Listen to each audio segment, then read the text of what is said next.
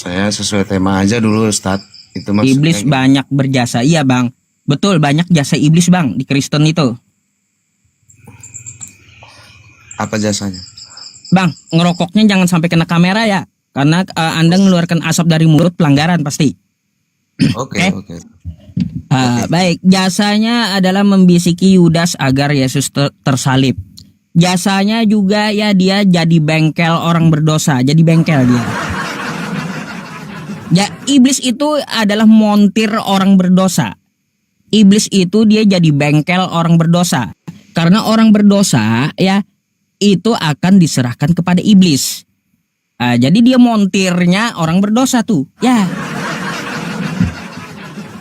Itu 1 Korintus 5 nomor 5. Oke? Dua dah jasanya. 1 Korintus 5 nomor 5. Orang yang berdosa, ya Kristen yang berdosa diserahkan kepada iblis gitu jasadnya. Nggak tahu tuh entah jadi tumbal atau dimontirin atau kayak gimana gitu. Gimana Ustaz? 1 Korintus 5. 1 Korintus 5 nomor 5. 1 Korintus 5 nomor 5 ya.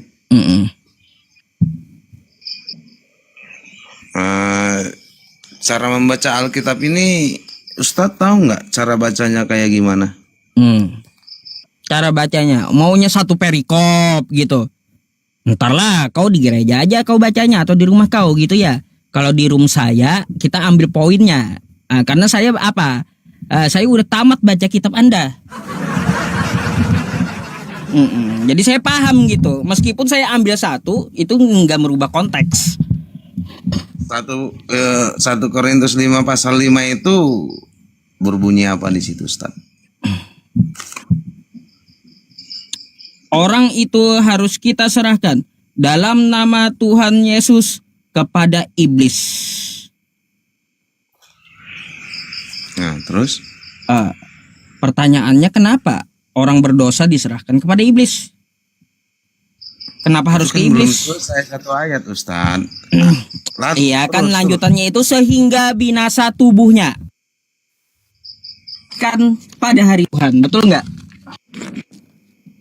Agar rohnya diselamatkan pada hari Tuhan. Betul, hafal saya.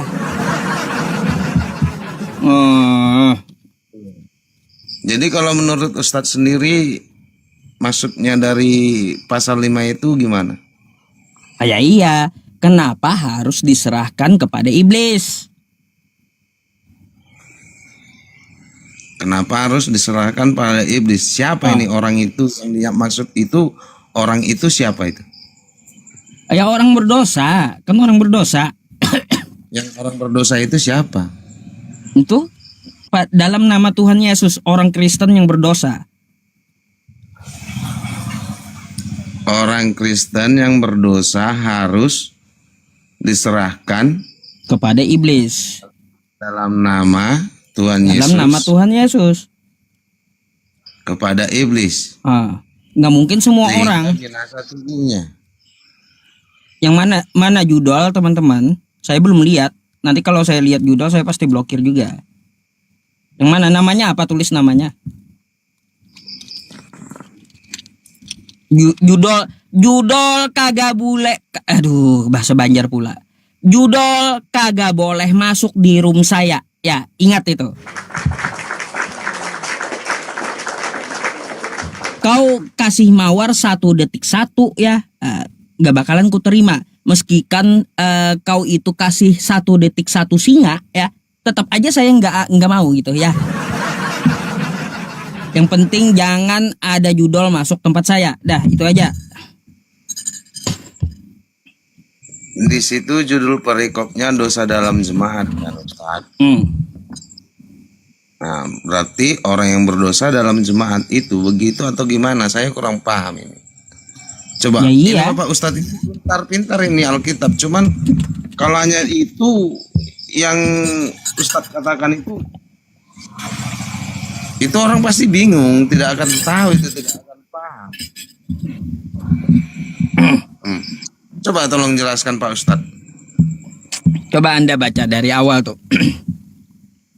Bentar orang ya, itu kita serahkan dalam nama Tuhan Yesus kepada iblis. Nah, sehingga Lalu? binasa tubuhnya, Lalu agar rohnya diselamatkan pada hari Tuhan. pada hari Tuhan. Nah, Pak Iya. Ustadz kan pintar dalam Alkitab. Saya tidak mengerti. Coba ini maksudnya kayak gimana? Bang, ya saya ini bertanya, kenapa harus diserahkan kepada iblis? Bukan mengerti semuanya. Kayak gimana? Saya itu bertanya, kenapa harus kepada iblis? Berarti Pak Ustadz tidak mengerti juga.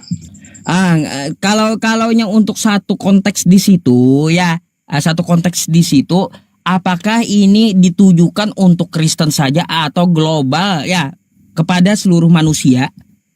Itu saya nggak ngerti maksud tujuannya kemana gitu, karena nggak jelas gitu kitabnya. Terus kalaunya untuk masalah ke 1 Korintus 5 nomor 5, ya, di situ ada perkataan kepada iblis. Ya harus kenapa? Harus kepada iblis. Bukannya tadi Anda sudah mengatakan Anda sudah memahami Bible? Iya paham saya Bible, tapi ya dalam pemahaman saya ada yang saya tidak paham terhadap seluruh ceritanya. Apa itu? Seperti ini nih cerita ini, orang yang berdosa dalam jemaat, apakah global untuk seluruh dunia, untuk seluruh manusia, atau hanya yang menyebut nama Tuhan Yesus saja? Kan kayak gitu pula. Makanya kitab nggak jelas diimani sih.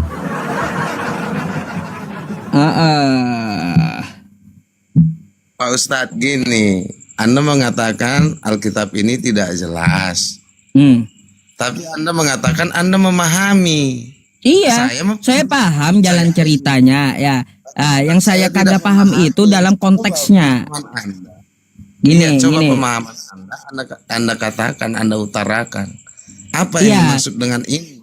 Iya, pemahaman saya orang Kristen ya diserahkan, jika berdosa diserahkannya kepada iblis. Tuh, sesuai teks. Lalu konteks, kalau Anda minta sama saya satu perikop, konteksnya kayak gimana? Nah, saya nggak paham konteksnya seperti apa. Apakah dia hanya untuk Kristennya saja atau global seluruh manusia? Itu yang nggak saya paham. Karena apa? Karena apa? Nggak ada keterangannya. Kan kayak gitu. Kitabnya nggak jelas. Oh, begini saya Pak Ustadz. Oke lah. Ini berarti Pak Ustadz pun tidak memahami ini ya, arti konteks yang pasal kelima ini ya. Ya, dari kalau Anda merasa lebih paham ya silakan. Berarti Pak Ustadz tidak memahami ya? Ya anggap saya nggak paham. Nah, ya udah, saya juga tidak paham. Saya ingin bertanya keimanan Pak Ustadz aja dulu bisa. Wah. Ya udah. Nggak ada alasannya diserahkan kepada iblis itu kenapa gitu? Kan saya sudah katakan. Pak Ustadz tadi mengatakan memahami. Saya minta sama Pak Ustadz tadi untuk menjelaskan. Ya udah ya, kalau menjelaskan pemahaman saya ya saya jelaskan ya. Kalau abang berdosa nanti diserahkannya kepada iblis, kagak usah tobat sama Tuhan, dah itu aja. Ya, jadi nggak perlu Anda tobat, nggak perlu dosa ditebus, serahkan aja sama iblis langsung Anda nanti ya. Bukankah di situ dikatakan orang itu harus kita serahkan? Berarti Anda lebih paham dong.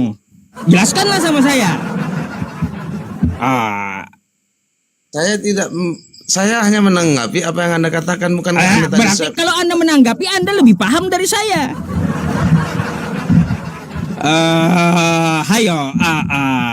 Mestinya kau yang jelaskan kepada saya.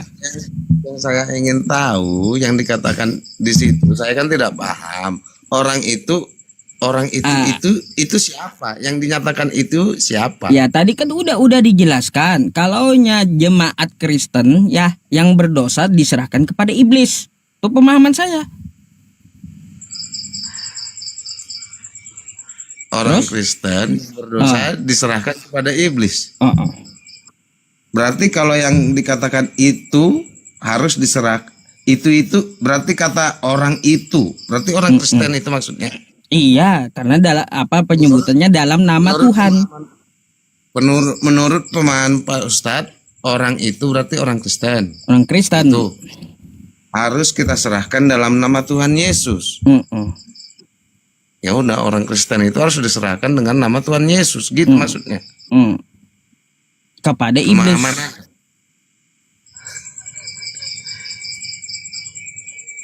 Pertanyaannya, kenapa harus ke iblis?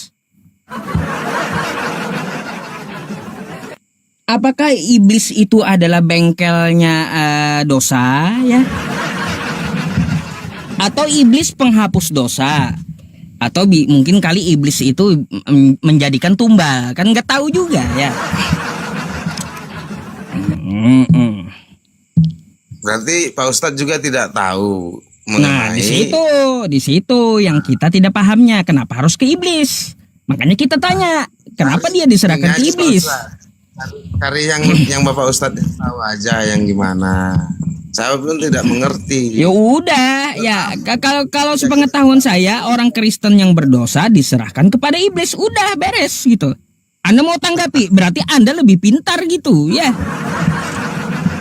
Lebih paham, berarti Anda lah yang jelaskan. Kan saya sudah katakan Pak Ustadz, saya tidak memahami. Anda ya udah, kalau Anda kagak paham, ngapain Anda tanggapi? Saya tidak menanggapi. Rupanya yang saya tanggapin itu apa? Kan saya kan meminta Anda untuk menjelaskan. Iya. Karena Anda sudah memahami.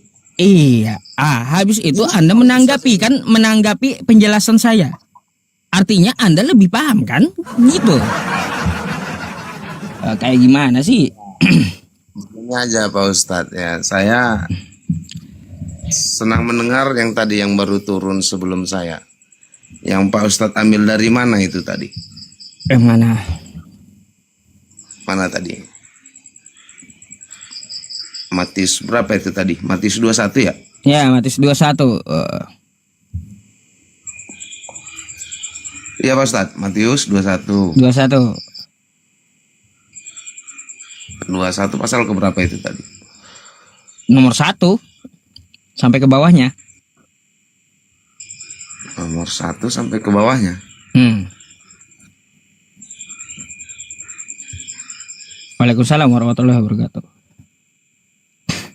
Yesus yang kagak ngerti tertambat tadi kan? Masa kata tertambat aja kagak ngerti dia? Di situ 2 ayat Pak Ustadz ya. Nah, 2 ayat. Pergilah ke kampung yang di depanmu itu, dan di situ kamu akan segera menemukan seekor keledai betina tertambat dan anaknya ada dekatnya. Lepaskanlah keledai itu dan bawalah keduanya kepadaku, dan jikalau ada orang menegur kamu, katakanlah, Tuhan memerlukannya, ia akan segera mengembalikannya. Kalau menurut Pak Ustadz, dalam 2 ayat ini yang bagaimana? Iya, di situ terjadi ya sebuah pencurian keledai ya. Di sebuah kampung. Ya, menurut Pak Ustadz di sini terjadi pencurian keledai di sebuah kampung. Berarti menurut Pak Ustadz, Tuhan Yesus yang kami percaya itu dia adalah seorang pencuri, begitu? Otak pencurian. Kan dia nyuruh 2 muridnya tuh. Nah, ya. Di sini Pak Ustadz, pergilah ke kampung yang di depanmu itu, dan di situ kamu akan segera menemukan seekor keledai betina tertambat. Ini tadi permasalahan yang tertambat ya. Nah, kalau dikatakan tertambat, di situ tadi Pak Ustadz dengan kawan itu tadi kan siapa yang menambat, begitu ya? Iya, siapa yang menambat? Kalau dia sudah tertambat berarti ada pemiliknya ya. Ya iya. Nah, jadi di sini dikatakan di situ ada seekor keledai betina tertambat Pak Ustadz. Mm-mm. Bukan dikatakan ditambat. Ya iya, tertambat. Nah, bukan ditambat. Kalau ditambat berarti di situ Anda keledai ditambat. Berarti ada seseorang yang menambatkan itu. Oke, Ah, ya. Itu kan oke. imbuhan Cuma dengan saya- di itu kan Ya. sudah dilakukan. Kan kayak gitu. Ya. Oke. Yang tertambat ini kalaunya Berarti secara kan tidak dilakukan kan, Pak Ustaz? baik. Baik, kata Anda kan tertambat ini kan belum tentu ada pemiliknya, betul? Ya, benar. Belum tentu ada pemiliknya. Oke. Anda paham nggak apa itu tambat? Tertambat di sini yang Nggak usah pakai dikatakan nggak usah pakai ter dulu. Nanti bingung Anda. Tambat aja dulu. Apa artinya? jika ambil poinnya dulu dia Bentar di dulu, bahasanya. Bang. Yang kita bahas tadi dan kosakata tertambat kan gitu. Anda mempermasalahkan di dengan ter. Ya, kita tinggal dulu di dengan ter ini. Ya, kita bahas dulu kosakata aslinya. Tambat. Apa itu tambat? Terikat. Terikat. Pinter tuh ya. Terikat. Kan gitu, tambat itu ikat. Jadi kalaunya tertambat artinya terikat. Ini adalah sebuah apa? Sebuah pekerjaan dengan sengaja mengikat. Kayak gimana sih belajar bahasa Indonesianya? Beda dengan bunuh terbunuh. Beda, dibunuh dengan terbunuh, beda. Beda kan? Tertambat Beda. dan ditambat. Tertambat dan ditambat. Oke. Beda. Ditambat berarti ada seseorang Kalau yang menambat. ditambat itu udah pasti Bang ya, ada yang menambatkan. Nah, kalau tertambat ya Anda mengatakan bahwa ini tidak sengaja, ada kemungkinan. Tapi tertambat itu ada juga kesengajaan. Baik, yang kuat dari dua hal ini yang mana? Kita lihat kosakata awalnya gitu. Apa kosakata awalnya? Tambat, ikat. Kalaunya tertambat artinya terikat, ada yang mengikat Bang. Ada gimana sih kosakatanya aja, kata kerjanya di situ kan tambat toh, ikat. Sama dengan seperti tadi Pak Ustadz. Terbunuh, dibunuh. Sama-sama mati tuh. Terjatuh, dijatuh. Dijatuhkan kan beda. Terjatuh. Ya udah, dompet saya terjatuh tadi malam. Iya. Oh, itu tidak sengaja kan? Ya udah. Karena jatuh kosakatanya. Ini. Bentar. Anda kan ke dompet tuh, dompet Anda terjatuh kan gitu. Pertama, satu bisa sengaja, yang dua bisa tidak sengaja, terjatuh. Terjatuh berarti tidak sengaja. Bisa sengaja, Anda jatuhkan, terjatuh dia. Mana sih? Dijatuhkan. Dia pakai kata di. Kan dompet Anda itu kan kata Anda ya, dompet Anda itu jatuh kan kayak gitu. Dompet Anda terjatuh kan, bukan dijatuhkan kan? Kalau dijatuhkan itu udah jelas sudah dikerjakan dengan kesengajaan. Kalaunya terjatuh dua, sengaja atau tidak sengaja. Tidak sengaja, tidak tahu, tidak mengetahui. Bisa jadi sengaja. Kenapa? Itu Pak Ustadz. Jadi begini, saya ingin menjelaskan. Bisa jadi konteks. sengaja karena apa? Anda ambil dompetnya, Anda jatuhkan, terjatuh dia. Kita diskusi. Diskusi. Oke, kalau tertambat, ini kalau menurut pemahaman saya sendiri, ya, saya bukan pendeta, bukan apologet, tapi saya yang membaca dan ingin memahami apa isi dari ini.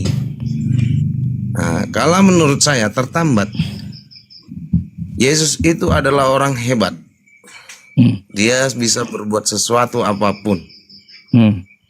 Bisa saja dia sudah menambatkan itu di situ tanpa ada yang mengetahui. Dia sudah menambatkan. Yesus menambatkan, gitu. Itu menurut saya. Itu Waduh, kacau lagi Bang. Jadi Yesus ini menambatkan keledainya gitu. Dari mana dia bisa mengatakan pergilah ke kampung sebelah? Kau akan menemukan keledai yang tertambat di situ. Lepaskan bawalah kemari. Karena dia ingin menggenapi firman yang ada di Yesus mana pemilik ini? keledainya, teman-teman. Yesusnya ikat dulu itu keledai kata abangnya. Nah, lalu anak-anak muridnya disuruh gitu. Jawaban beda lagi nih. Yesus ingin, Aduh. saya minta Anda membukakan data. Yesus ingin menggenapi dari Zakaria 9 ayat 9. Apa ini Zakaria? Ya, silakan dibuka. Dia ingin menggenapi firman itu. Aduh. Apa ini? Bersorak-soraklah putri Sion. Hai putri Yerusalem, lihat rajamu datang kepadamu. Ia adil dan jaya. Ia lemah lembut dan mengendarai seekor keledai. Wow, seekor keledai beban yang mudah.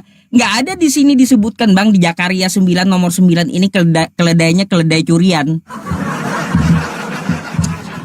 Nggak ada di sini tertulis juga keledai yang tertambat. Nggak ada. Lalu abang mau paksa gitu ya, Yesus curi keledai untuk menggenapi nubuatan gitu.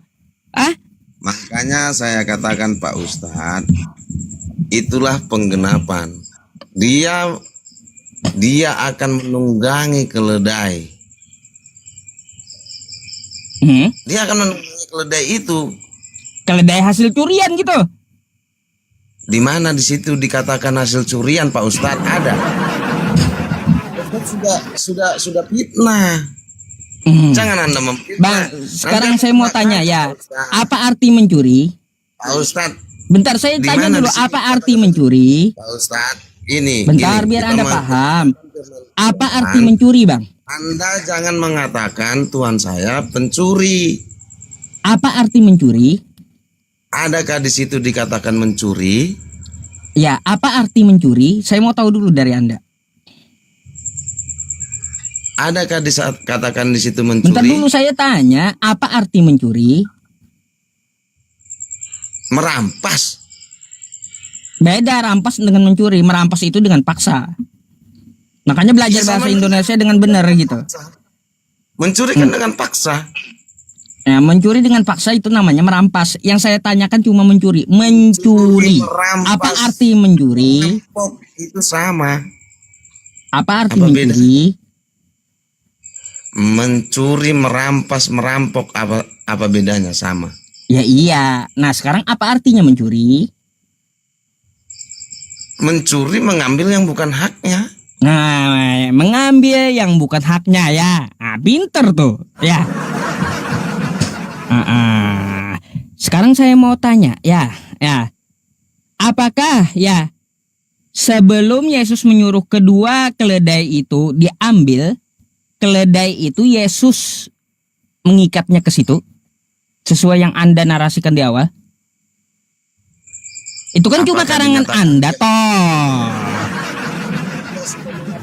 Lihatlah di situ ada keledai tertambat. Fitnah Anda terhadap Yesus. Masa Yesus yang menambatkan keledainya?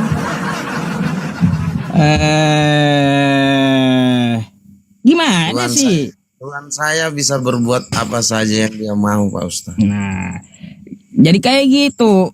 Di situ adakah pemiliknya? Enggak ada. Siapa pemiliknya? Tidak dijelaskan. Yang jelas keledai itu tertambat di sebuah kampung. Bisa berbuat apa saja yang dia mau, Pak Ustaz. Jangankan menambat keledai, ya, menambatkan keledai tanpa seseorang mengetahui, menghidupkan orang mati saja dia bisa. Aduh, kemana-mana pembahasannya. Nantilah itu ya. Kehebatan Tuhan saya Yesus Kristus. Oh, dia bisa menghidupkan orang mati gitu. Ya, menghidupkan orang mati.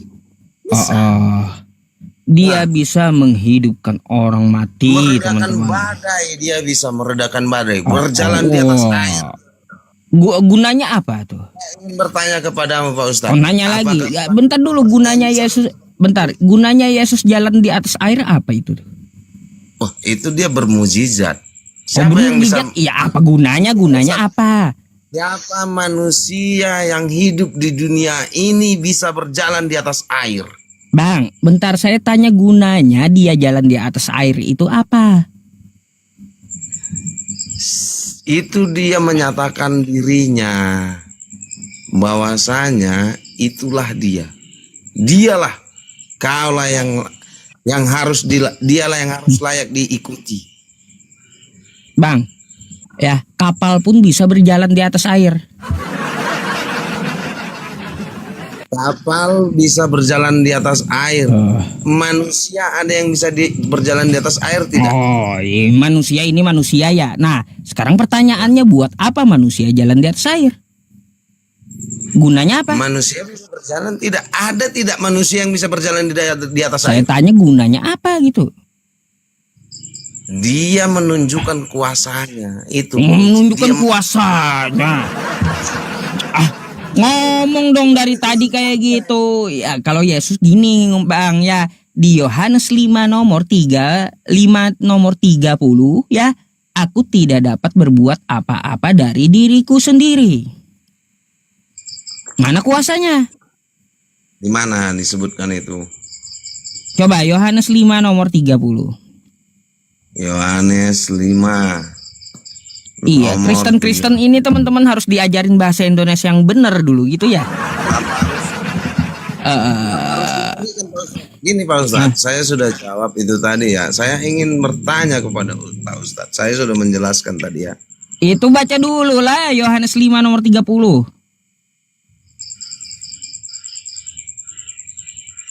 Oke. Yohanes 5 nomor 30 ya. Nah. Aku tidak bisa berbuat apa-apa dari diriku sendiri. Betul? dari diriku sendiri.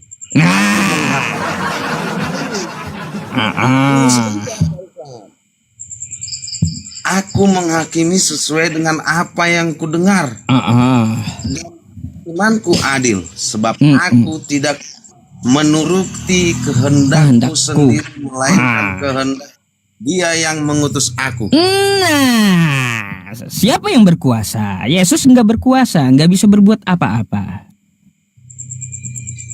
Di dalam kemanusiaannya dia berkuasa atas seluruh manusia. Loh, seperti yang saya ngotot katakan pula tadi. Anda. Yesus ngomong sendiri dia kagak berkuasa.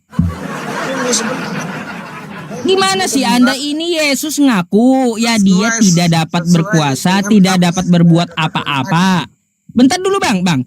Yesus mengatakan dirinya tidak dapat berbuat apa-apa, kan gitu. Lalu Anda paksa dia berkuasa. Kalau sudah dinyatakan Yesus dia tidak dapat berbuat apa-apa, ya jangan Anda paksa dia berkuasa. Sudah belum? Sudah belum? Udah, saya lebih percaya Yesus daripada Anda. Anda jangan menyatakan yang demikian kepada saya. Saya lebih percaya Yesus daripada Anda. Kalau Yesus ngomong ya, aku tidak dapat berbuat apa-apa dari diriku sendiri. Aku menghakimi sesuai dengan apa yang aku dengar, dan penghakimanku itu adil, sebab aku tidak mengikuti kehendakku sendiri, melainkan kehendak yang telah mengutus aku. Lebih percaya dia Yesus saya daripada ente gitu. Kalau Yesus udah bilang aku kagak berkuasa atas diriku sendiri, ya nggak usah dipaksa-paksa gitu. Ya dia berkuasa. Hoak aja. Sudah? Udah selesai belum? Anda hanya menyatakan perkataannya yang aku tidak bisa berbuat apa-apa dari diriku sendiri. Anda hanya mengutip itu. Sebelum dia menyatakan itu, sudah saya katakan tadi, dia yang berkuasa atas manusia. Nah, dipaksa lagi kan berkuasa katanya. Udah dibilang kata Yesus dia tidak berkuasa. Bang, satu yang perlu Anda catat ya, Yesus bilang sendiri dia tidak berkuasa, tidak dapat berbuat apa-apa, kagak usah Anda paksa dia berkuasa. Udah dibilang juga dari tadi. Ya aduh, kayak gimana sih? Selesai belum? Udah Selesai belum? Ya iya, jangan dipaksa dia berkuasa. Dia ngaku sendiri dia tidak berkuasa. Saya mengutarakan Anda jangan potong ya. Nah, Bisa nggak? apa? Saya dengar dulu apa yang mau Anda sampaikan. Dia bisa buat mujizat yang saya katakan tadi. Dia bisa Mujizat menghidupkan pula. orang yang mati. Waduh. Dia Terus? bisa menghidupkan orang yang mati. Terus? Siapa manusia yang bisa menghidupkan orang yang mati? Tidak ada. Oh, baik. Yang Terus? buta bisa melihat, Oh, yang tuli bisa mendengar. terus? Dinyatakan di sini aku tidak bisa berbuat apa-apa. Aku menghakimi sesuai dengan apa yang aku dengar. Itu dia dalam kemanusiaannya. Dia itu hebat. Dalilnya dalam kemanusiaan. Aku tidak dapat berbuat apa-apa itu dalam kemanusiaan. Jadi op dulu jadi Tuhannya. Oh gitu. Jadi waktu dia menghidupkan orang mati itu Bang, ya bentar. Waktu dia menghidupkan orang mati jadi on lagi jadi Tuhannya gitu maunya. Makanya saya katakan tadi kepada Ustadz, Anda memahami Alkitab itu setakat mana? Ya iya. Tadi kan Anda bilang waktu dia berkata tidak dapat berbuat apa-apa, op dulu jadi Tuhan. Kan kayak gitu. Nanti waktu dia membangkitkan orang mati, on lagi Tuhannya. Kan kayak gitu. Mungkin ada saklar kali ya di belakang Yesus gitu buat diketik on off gitu ya. Kuasanya ada. Kuasa dia ada. Sudah saya nyatakan kepada Anda. Siapa manusia di dunia yang bisa menghidupkan orang mati, dia akan saya sembah. Waduh. Kecuali Yesus Kristus. Iya. Siapa? Siapa? Ada? Ada. Kalau Anda mau ke pedalaman Dayak, nanti saya bawa ya upacara ritual Dayak menghidupkan orang mati. Datanglah dulu ke sini ya. Orang mati 4 hari bisa dibangkitkan. Tapi mati lagi kenapa? Itu tidak ada dinyatakan seperti itu. Saya tidak perlu yang itu. Kalau mati lagi ya sia-sia juga. Apa pula kalau dia mati lagi juga sia-sia. Iya, pasti akan mati. Tipuan berarti itu katanya udah mati menghidupkan orang mati kan gitu. Bang. Semua orang mati akan orang hidup akan mati akan dosanya karena dosanya. Bang, ya. kata Anda kan dia menghidupkan orang mati betul? Orang hidup akan mati akan dosanya. Oke. Kalau dia menghidupkan orang mati, yang dihidupkannya tadi mati pula juga atau hidup lagi, hidup kekal selamanya dia?